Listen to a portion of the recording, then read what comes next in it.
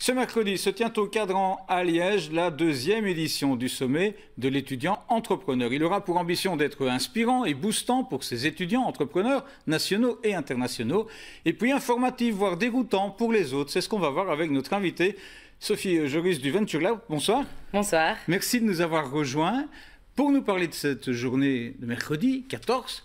Avec d'abord deux mots de rappel peut-être sur ce qu'est le Venture Lab, cet incubateur pour étudiants entrepreneurs. Donc là, il y a trois mots qu'il faut nous paraphraser: incubateur, étudiant, entrepreneur. Très bien. Donc le Venture Lab, c'est en effet un incubateur. Donc il est là vraiment pour booster les étudiants qui ont envie de prendre les commandes de leur avenir. Et donc le professeur Bernard Sur-le-Monde d'HEC avait vraiment vu qu'il y avait un potentiel dans la jeunesse de créer leur projet entrepreneurial. Et il a eu raison. Parce que ça fait 3 ans que le Venture Lab a été créé. Il y a eu 309 étudiants qui ont frappé à notre porte. Très concrètement, ça veut dire quoi? Ce sont des étudiants qui vont au cours et qui, à côté, montent leur boîte? Exactement. Ils concilient une vie entrepreneuriale et une vie académique. Et il y en a 48 qui ont réellement créé leur entreprise. Dans quel domaine? Ça dépend un peu. C'est très varié.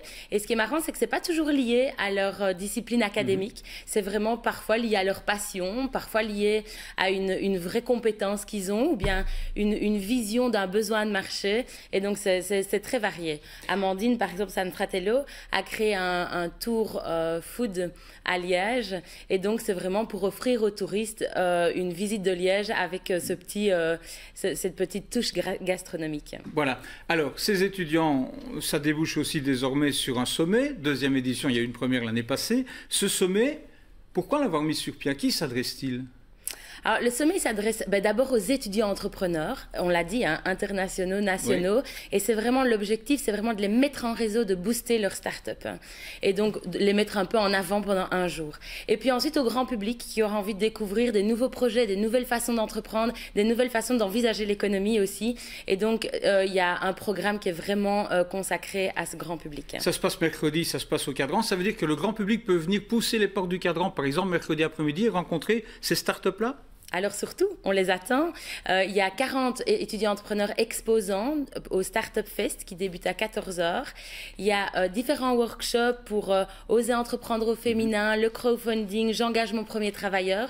Donc c'est des sujets très variés qui sont mis en place par nos co-organisateurs. Et ensuite une conférence inspirante. Voilà, à la fin. Et puis alors deux mots quand même sur le rallye entrepreneurial. Ça, vous avez quoi, une trentaine de startups qui vont rencontrer des pros?